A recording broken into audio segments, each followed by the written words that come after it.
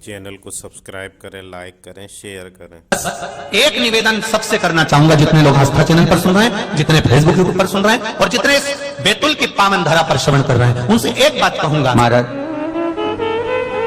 कि जब कोई एकदम रोग आ जाए और डॉक्टर एकदम बोल दे कि ये रोग भारी आ गया है और इसकी जांचें जाएंगी और फिर ये कुछ भी हो सकता है, तो क्या करा जाता था कि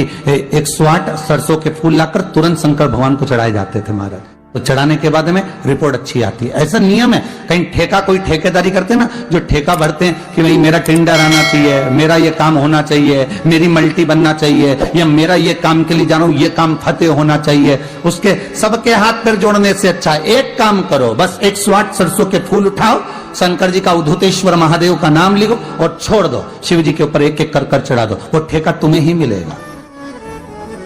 वो काम तुम्हारे पास ही आएगा। सरसों का पुष्प समर्पित किया, भगवान शिव आनंद की राशि है हमारे। बसंत पंचमी का दिन महाराज, सरस्वती का दिन, जिस दिन जो बच्चा पढ़ने में कमजोर होता है उसके हाथ से बसंत पंचमी के दिन सरसों के 31 फूल शंकर जी को चढ़ा दिए जाते हैं, तो बच्चा पढ़ने में अव्वल निकल जाता है। उसके बच्चे को कभी नहीं कह सकते कि पढ़ने बैठ, वो खुद बैठेगा। केवल आज बसंत पंचमी का दिन, एक ही दिन चढ़ता है, और बाकी के सरसों के फूल आपको मालूम है कि रोग मुक्ति के लिए तो होते ही हैं। ये तो आपको पहले भी वर्णन किया। जॉब अब छूट गई, 2 साल हो गए, 3 साल हो गए, सर्विस नहीं लग रही हो, बहुत प्रयास कर लिया हो, बहुत प्रयास, तो महाराज काली तिल्ली को पीसकर जल के पात्र में डालकर अपने घर के मटका परिंडा पितरों का जो स्थान होता है, जलाशय होता है, उसके पास में एक पात्र में रख दीजिए। बेलपत्री या बट का पेड़ या पीपल का पेड़, इस वृक्ष के नीचे एक रात्रि तक रखे रहने के बाद में दूसरे दिन अपनी कामना करता, जिनका जॉब नहीं लग रहा, सर्विस नहीं लग रही, नौकरी नहीं लग रही, या कहीं उलझने उत्पन्न हो रही है, उस व्यक्ति को हाथ में ले जाकर उस पात्र का जल, 3 वृक्ष पितरों के तुल्य हैं। कल की कथा में कहा था, पहला बेलपत्री का, दूसरा पीपल का, तीसरा बट का,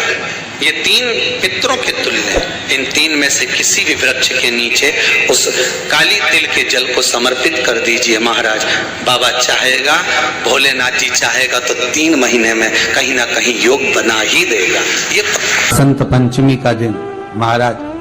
सरस्वती का दिन, जिस दिन जो बच्चा पढ़ने में कमजोर होता है उसके हाथ से बसंत पंचमी के दिन सरसों के 31 फूल शंकर जी को चढ़ा दिए जाते हैं, तो बच्चा पढ़ने में अव्वल निकल जाता है। उसके बच्चे को कभी नहीं कह सकते कि पढ़ने बैठ, वो खुद बैठेगा। केवल आज बसंत पंचमी का दिन, एक ही दिन चढ़ता है, और बाकी के सरसों के फूल आपको मालूम है कि रोग मुक्ति के लिए तो होते ही हैं। ये तो आपको पहले भी वर्णन किया महाराज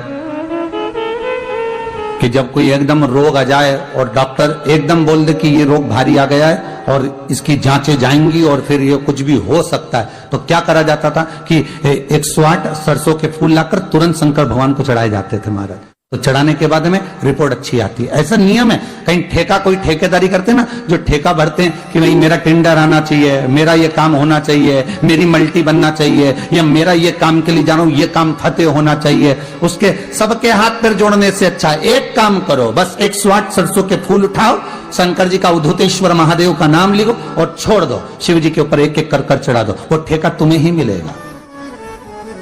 वो काम तुम्हारे पास ही आएगा।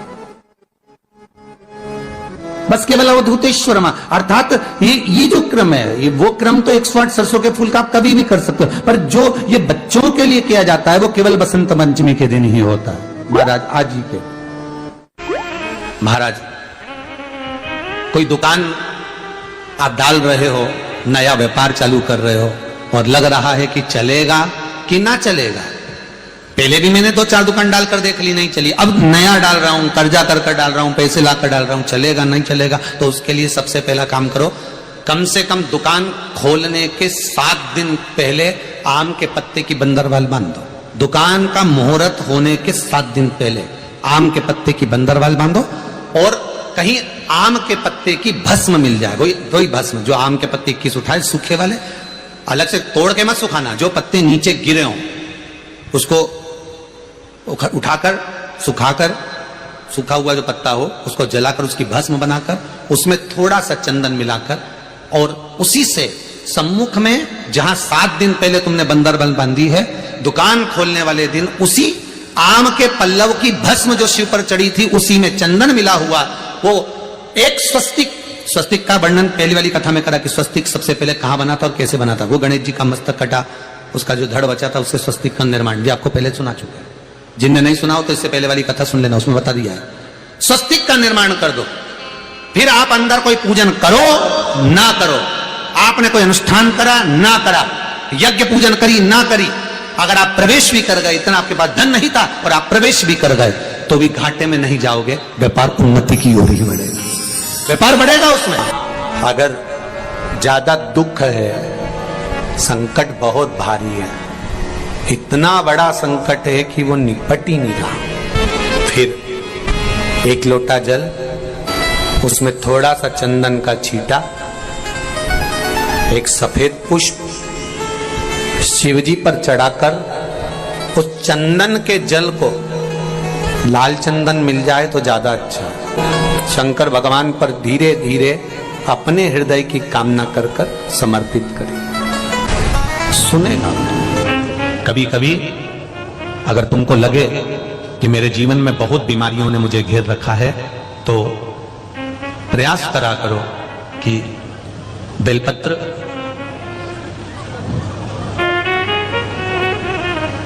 जो ये बेलपत्र होती है, इस बेलपत्र की जो ये डंडी होती है, इस बेलपत्र को अशोक सुंदरी वाली जो जगह होती है वहां पर इसका चढ़ाकर, डंडी का जो भाग है वो शिवलिंग की ओर हो जाए, और यहीं से जल चढ़ाते चढ़ाते चढ़ाते चढ़ाते अशोक सुंदरी से जल चढ़ाते चढ़ाते ओमकार जैसा, ओमकार जब हम अशोक सुंदरी से चालू करेंगे तो वो जल पहले गणेश जी के पास जाएगा, फिर वापिस अशोक सुंदरी पास आएगा, अशोक सुंदरी से कार्तिकेय के पास जाएगा, कार्तिकेय से महादेव के पास जाएगा। ऐसा ओमकार जैसा जल, जब तुम्हें लगे कि बीमारी बहुत घेर रखी है और बहुत बीमारी ने घेर लिया, कोई किडनी, कोई लीवर, कोई बहुत शरीर में कष्ट, कोई रोग बीमारी, या कहीं तुमको ऐसा लग रहा है कि मेरा गर्भ 20 साल हो गए, 22 साल हो गए, संतान नहीं, तब भी इस प्रयोग को जरूर करिएगा। डंडी का मुख शिवलिंग की ओर, पत्ती का मुख अशोक सुंदरी की ओर, थोड़ा सा काला तिल लेकर जाइए, शिव जी को जल चढ़ाकर जल झेल लीजिए, थोड़ी सी काली तिल चढ़ाकर उसको वापस उठाकर लेकर आ जाए। वो काली तिल का 2 दाना बाबा से औषधि समझकर लेकर आना, बाबा इसको औषधि कर 2 दाना काली तिल, 2 दाने से ज्यादा नहीं, सुबह मुख में रखकर इसको चबा लो, खा लो, 2 दाना, और रोज जल चढ़ाने तो जाते ही हो, थोड़ा सा जल चढ़ाकर वापिस लोटे में या अंजलि में लेकर आचमन कर कर हर हर महादेव कहकर कुंदकेश्वर महादेव का नाम लेकर आओ तो अपने घर में जल चढ़ाकर उसको पहचानो। तो श्वास रोग है, दमा चल रहा है, श्वास बहुत चल रही है, चलने में दिक्कत आ रही है, आप देवाधिदेव महादेव के पास 1 लोटा पानी लेकर जाइए। 1 महीना, 15 दिन, 20 दिन, अब देपालपुर की कथा को कितना समय हुआ होगा तुम बताओ? अभी हुई हो देपालपुर की कथा, पर उस पर विश्वास पूर्ण